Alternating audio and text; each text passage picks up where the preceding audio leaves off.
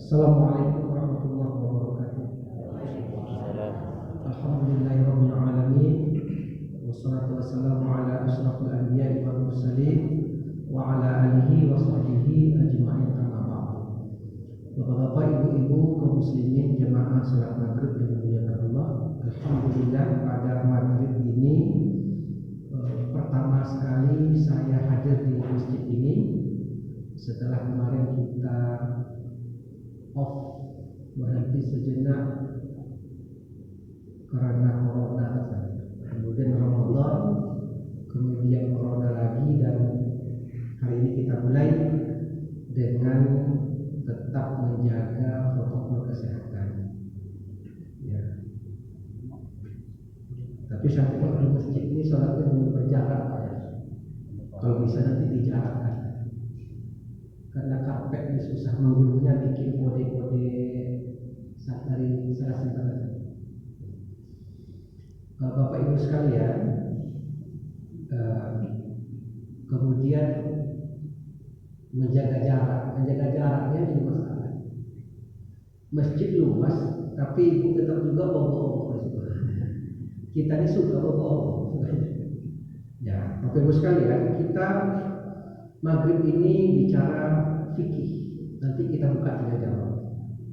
Saya biasa juga di RRI setiap Sabtu pagi. Nah, besok nih jam 5.30 sampai jam 6 juga fikih.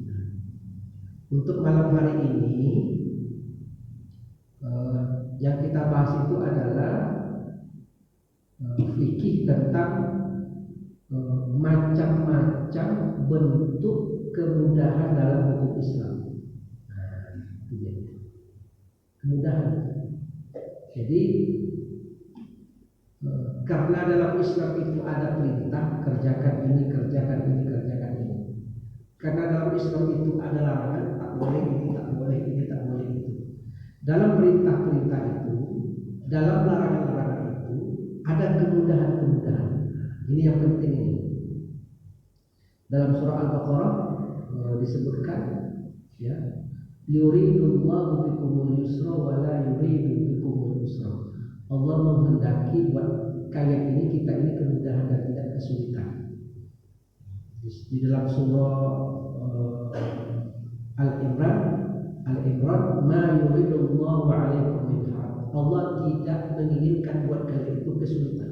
Ini prinsipnya. Jadi Islam itu agama yang prinsipnya tidak sulit, dia mudah. Dia mudah. Tetapi walaupun ada yang mudah, tapi kalau hatinya tidak dapat hidayah, susah juga jadi. Kalau Bapak Ibu tanya, Ustaz, apa cirinya saya ini dapat hidayah dari Allah? Apa ciri-cirinya? Di antara cirinya adalah ringan badannya, diajak beribadah, dapat hidayah. Ibu, badan ibu ini diajak ibadah ringan apa berat? Iya aja jawabnya. Antara Ustaz, tengok-tengok nampaknya. Kadang ringan, kadang tidak, kadang susah. Kalau ringan badan ini diajak beribadah, tanda dia dapat hidayah dari Allah Subhanahu wa Ta'ala. Mudah-mudahan kita yang hadir ini termasuk dalam kelompok yang dapat hidayah sehingga beribadah ini ringan. Amin. Bapak Ibu sekalian, kita mulai bentuk-bentuk keringanan dalam Islam itu adalah pertama, ya, keringanan dalam karena faktor al-karohah. Keringanan dalam hukum Islam karena faktor al-karohah, karena faktor dalam keadaan terpaksa. Al-karohah itu pada prinsipnya pekerjaan itu tidak dia sukai, tidak dia senangi, dibenci, Allah pun melarang, hukumnya haram, tetapi terpaksa juga kita melakukan. Di situ ada keringanan. Apa hukumnya? Contoh, di negara minoritas Islam, Islam tertekan, Islam dalam keadaan terancam, kekuatan kita tidak ada, maka salah satu dilarang dalam Islam itu adalah mengucapkan kalimat kafir keluar dari Islam, mengatakan bahwa Yesus Kristus itu anak Tuhan umpamanya, atau diminta mengakui sesuatu selain Allah sebagai Tuhan. Itu hukumnya haram. Kalau kita lakukan hukumnya syirik. Tetapi kita diancam untuk melakukannya kalau tidak dibunuh. Maka dalam keadaan terpaksa seperti itu, maka yang bersangkutan boleh mengucapkan, tapi tetap tidak keluar dari Islam. Itu namanya keringanan dalam keadaan terpaksa. Paham kira-kira Pak ya? Apa contoh lain dalam keadaan terpaksa? Seseorang yang berada dalam satu kondisi sedang kelaparan, tidak ada makanan, terdampar di sebuah pulau, tidak ada apapun, tidak ada binatang-binatang lain yang bisa ditangkap atau yang bisa dikuasai dan untuk disembelih, tak ada apapun. Ketika itu ada binatang yang diharapkan, contohnya itu babi, karena di situ banyak ternyata. Maka makan babi itu hukumnya haram, tidak ada peluang untuk halal, haram. Tapi karena dalam keadaan terpaksa, tidak ada lagi yang lain, maka bolehkah memakannya itu untuk keperluan sekedar hidup dan mengisi perut? Dipersilahkan, tapi dengan catatan perkara itu kita tidak suka melakukannya. Kalau suka jadi sudah dipotongnya, ada 2 iris, dimakannya, selesailah perut itu untuk menyambung hidup. Tetapi kan enak juga rupanya, enak kedua dah haram tuh. Pokoknya dalam keadaan terpaksa. Seperti nanti tidak dihukum zina, maaf, orang-orang yang kemudian dipaksa untuk melakukan hubungan badan, diperkosa dan segala macam, itu tidak termasuk dalam kelompok zina. Itu nomor 1, keringanan dalam bentuk sesuatu itu dipaksa. Kedua, sesuatu itu karena lupa. Nah, lupa ini perkara yang tidak bisa kita tinggalkan dalam hidup. Lupa. Bapak Ibu sering lupa apa tidak? Kalau saya tengoknya udah dalam masjid ini orang-orang lupa semua. Mana kacamata tuh? Itu di atas kepala aku tuh, lupa. Datang tamu, assalamualaikum, rupanya nenek ini dengan cucu di rumah. Ya tunggu, rupanya nenek ini ngasuh cucu di rumah, anak bekerja. Pas buka pintu ketawa-ketawa lah. Apa nih? Tamu. Apa ketawa pula kalian saya? Rupanya lalu loh. Kalau tamu datang suka menutup kepala pakai songkok. Betul apa enggak? Rupa yang tertutup bukan songkok, celana cucu rupa yang terpasang di kepala. Lagu-lagunya hebat.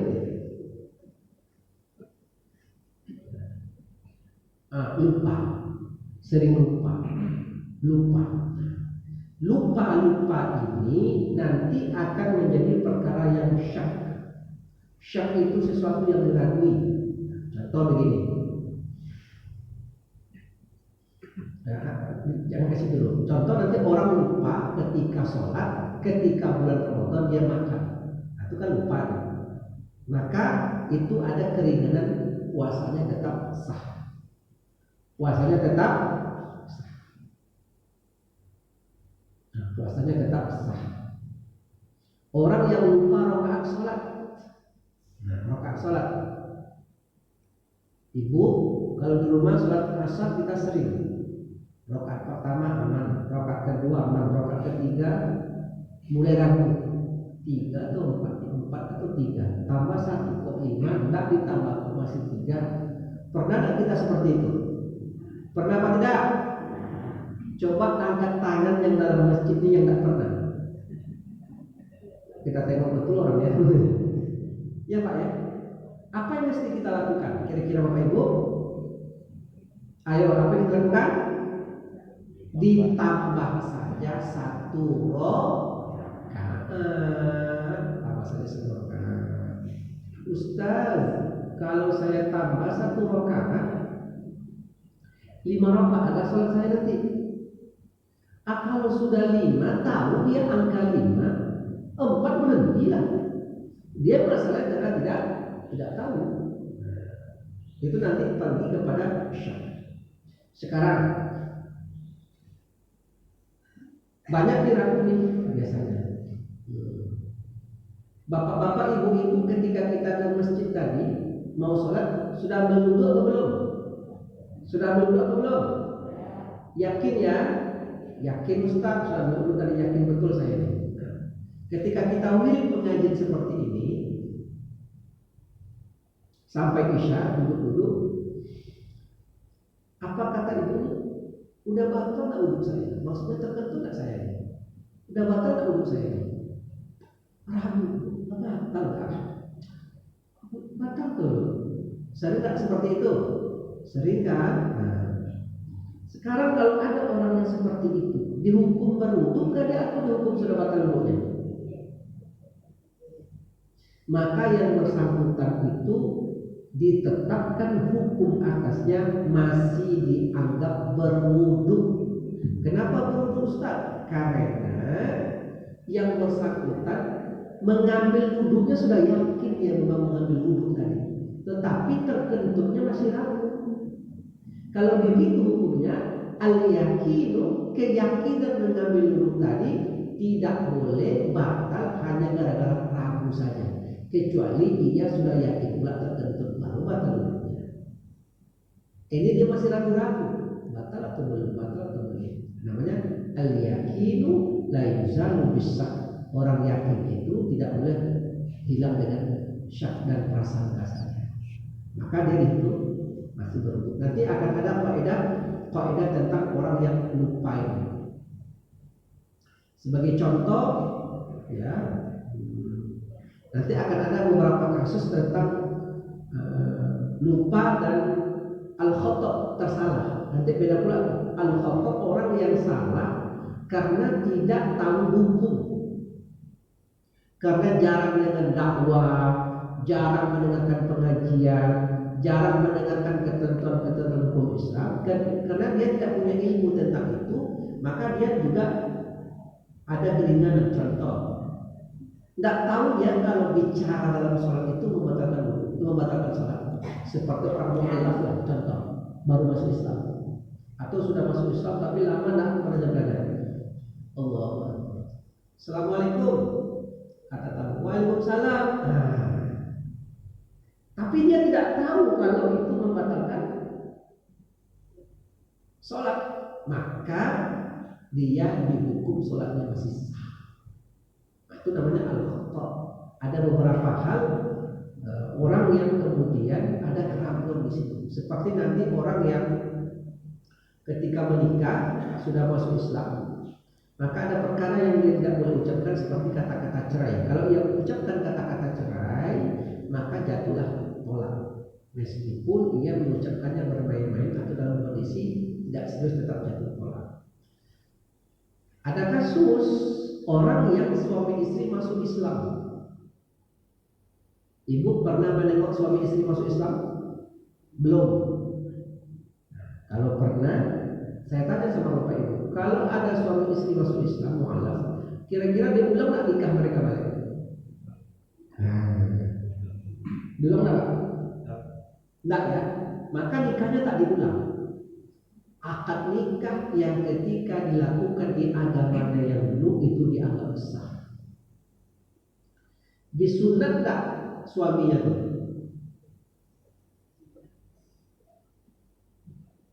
Harus disunat. Tetapi ada nanti kemudahannya, kesulitan.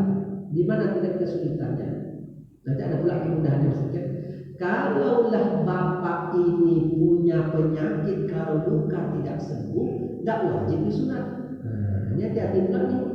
Jangan sembarang hajar aja, pokok sunat. Datang ke Masjid Munawwarah nih, Pak Islam Pak udah sunat, belum lagi potong sana, potong. Saya ada penyakit gula Pak, potong dulu, nggak sembuh-sembuh. Itu menganiaya orang namanya. Tidak perlu dia sunat, ada hukum keringanan begitu. Ya, Itu keringanannya seperti itu.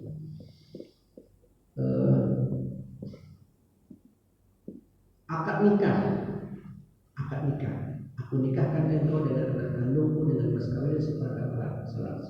Kata yang laki-laki, aku terima nikahnya. Kebetulan yang calon mempelai laki-laki ini bisu. Seperti apa akad nikah? Pernah tahu? Cuman dulu tuh Ustaz. Tidak bisa macam mana pun. Aku nikahkan engkau dengan anak kandungmu dengan mas tunai. Ada suara. Ada suara situ. Ulang-ulang balik. Gimana cara akad nikahnya? Kan harus ada penyelesaian. Ya. Harus ada penyelesaian. Gimana cara akad nikahnya? Cara akad nikahnya, yang calon mempelai laki-laki yang kalau bisa apa istilahnya Pak? Tuna wicara. Nah, yang tuna wicara ini, saudara-saudara kita tuna wicara tadi ini, maka dia akad nikahnya itu diwakilkan kepada saudaranya atau kepada laki-laki yang bisa mewakilkannya. Nah, jadi aku terima nikahnya yang ia berwakil kepadaku dengan masalah tunai. Tapi disebut aku terima nikahnya Ummu Siti Aisyah binti Umar yang Ahmad mewakilkan kepadaku dengan masalah tunai. Itu ada kalimatnya. Hati-hati juga kalimatnya diatur, jangan nanti yang ia mewakil kepadaku lupa pula dia pula jadi ini kadang-kadang kau meneliti pula dia salah ucap pula ya. Itu nanti akan ada beberapa keringanan terhadap orang yang memang terpaksa dalam keadaan tertentu ya. Nah, itu mesti dihitung. Jadi Islam itu agama yang tidak susah. Islam itu agama yang mudah. Sekarang persoalannya diketahui tak hukum-hukum itu. Seperti nanti dalam keadaan terpaksa dan susah itu mengatur jarak saf salat. Banyak yang bertanya, Ustaz, apa nih sah? Kalau sholat ini kita jarang-jarang safnya. Dalam sholat itu kan mesti merapat. Gimana sekarang kalau dijalankan? Nah, ini fikihnya selesai. Dalam fikih itu disebut darul maqasid muqaddamun ala jalbil masalih. Darul maqasid menolak satu mafsadah, satu kebinasaan, satu bahaya, satu bencana itu lebih diprioritaskan untuk menjaganya daripada menarik kemaslahatan sunnah sesuatu yang baik dan itu punya sunnah. Seperti saf dalam salat. Dalam mazhab fikih Imam Syafi'i itu Pak, kalau cuaca panas, kan padang pasir kan panas berkeringat, hawa panas berkeringat. Kalau lagi cuaca panas itu Pak, kata kawan-kawan yang kuliah di Timur Tengah, direndam spring bed itu disiram spring bed itu pakai kayu aja katanya. Tidur kita di atasnya 2 jam kering lagi. Pada dalam rumah kan panas. Maka kalau cuaca panas, badan berkeringat dan cenderung bau, badan kita bisa bau ketiak kita bisa bau. Maka disunatkan menjalankan saf. Nah, macam itu Pak. Disunatkan menjalankan saf. Itu baru bau keringat Pak. Apalagi virus. Nah, kan itu ilmu fikihnya Pak. Apalagi virus yang kontaknya orang per orang. Nah, itu tentu lebih dijaga lagi. Nah, itu nanti termasuk dalam beberapa kelompok keringanan dalam hukum Islam. Kemudian ada beberapa kesulitan tertentu lagi karena faktor susahnya menjaga jarak, seperti al-hajatu qad manzilah darurah. Terkadang hajat itu, keperluan itu berada pada tempat darurat. Kita punya satu keperluan, tetapi dia berada pada tempat darurat yang tidak mungkin mengelakkan. Contoh, apa namanya? Pada beberapa perkara-perkara tertentu yang ini orang melakukannya. Di antaranya seperti orang yang sakit. Sakit itu termasuk dalam beberapa macam bentuk-bentuk keringanan dalam Islam. Sakit. Nah, bentuk sakit itu bisa bermacam-macam. Pertama, dalam perkara berwuduk umpamanya. Dalam perkara berwuduk, seperti orang yang kulitnya ini tidak bisa kena air karena mungkin terbakar, maka bisa diganti dengan air. Atau orang yang kena vertigo, yang tidak bisa tegak, maka dia boleh duduk. Kalau dia duduk pening, maka dia boleh berbaring dan seterusnya. Itu termasuk perkara-perkara yang keringanan. Termasuk ibu-ibu yang ketika Ramadan hamil, atau ketika Ramadan melahirkan, atau ketika Ramadan menyusui, maka itu dapat keringanan, tidak apa-apa, tidak puasa, tapi diganti di hari yang lain. Atau beberapa perkara yang susah untuk menjaga kesuciannya. Contoh, ibu-ibu dari rumah ke sini jalan kaki apa tidak? Kita jamin tak tadi debu-debu yang kita injak itu, debu-debu yang kita injak itu apa? Bersih apa tidak? Yakin tak? Ada tak kira-kira anak-anak kita terkencing di tepi jalan, kering, debunya terbang ke baju ibu? Yakin apa tidak? Maka itu yang dimaafkan. Bahkan Umar bin Khattab radhiyallahu anhu ketika dia berjalan, ada air di pasak itu terpercik ke jubahnya. Kemudian ada sahabat yang bertanya, air apa yang terpercik ke baju Umar tadi? Kata Umar, tak perlu ditanya karena itu sudah dianggap halal karena susah menjadi. Gitu ya. Termasuk ibu menjemur di jemuran, tali jemuran, bagaimana cara menentukan tali jemuran ini bersih apa tidak? Maka itu dianggap karena susah menjaganya, dianggap tali itu bersih. Bagaimana cara menjaga pisau? Ada pertanyaan Pak, pisau. Dia bertetangga dengan non-muslim Kristen. Mau contoh. Terus pinjamlah apa Pak pisau, kata yang kawan tetangga yang non-muslim. Inilah. Begitu dipakai, rupanya dipakainya untuk menyembelih sesuatu yang dilarang, seperti babi lah. Karena pisau ini pisau korban. Kita kalau orang korban itu kan pisaunya khusus. Pak Haji pinjam pisau Pak Haji. Untuk apa? Iko Pak Haji baru dapat dari kebun. Apa yang dapat ini? Pinjam lah, karena memang tajam. Begitulah dipakai. Berbisikatnya Pak Haji jangan jadikan untuk korban. Kemarin itu pisau itu dijadikan oleh orang itu untuk akan itu masalahnya Pak. Apa hukumnya? Boleh dipakai? Nah, pisau ini pisau tajam nih, memang untuk sembelih korban. Nah, nanti ada beberapa ketentuan khusus untuk benda-benda yang licin seperti kaca, besi, pisau atau segala macam. Itu cukup dengan melapnya saja, maka dianggap suci. Tak mungkin disamakan segala macam, tidak perlu. Kenapa? Nah, ada lainnya. Sahabat-sahabat Nabi, termasuk Nabi sendiri, itu sholat dengan pedang yang menggantung di pinggang. Dia tak pernah sholat seperti itu. Padahal pedang ini sudah dilakukan membunuh orang, menebas ini. Tetapi dilap kemudian dimasukkan dan itu sudah dianggap suci. Begitu aja cara. Itu beberapa bentuk keringanan dalam hukum Islam, karena tidak mungkin pisau ini sekali dipakai sama pula, sekali pakai sini sama pula, maka cukup dengan membersihkannya saja.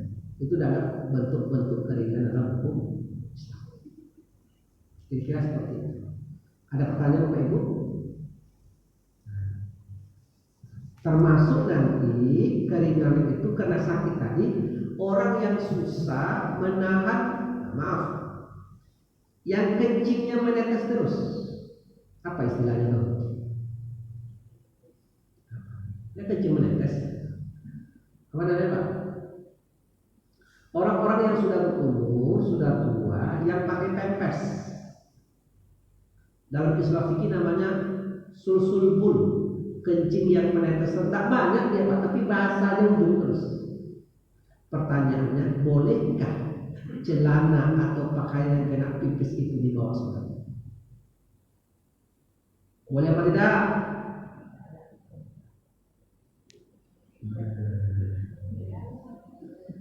Tidak boleh, Ustaz, kan najis. Bapak Ibu, kalau orangnya masih sehat, kemudian ada setitik kencing di celananya, tidak boleh bawa sholat. Tapi kalau itu sudah jadi penyakit, kan beda nih. Beda apa tidak? Kalau dia sudah jadi penyakit, memang menetes terus, maka ia boleh dibawa sholat. Tapi ada ketentuan satu, yang bersangkutan setiap akan sholat mengganti pakaian yang baru. Zuhur, dibuatnya sholat dan berwudu segala macam pakai menetes buat sholat. Nanti kan ada hadis, tapi ketika asar ganti dia. Tuh, yang kedua, dia biasa jadi imam ustaz, maka sejak kencingnya menetes itu dia tidak boleh jadi imam, dia hanya boleh jadi makmum saja. Jadi ini. Yang ketiga, dia ada niat.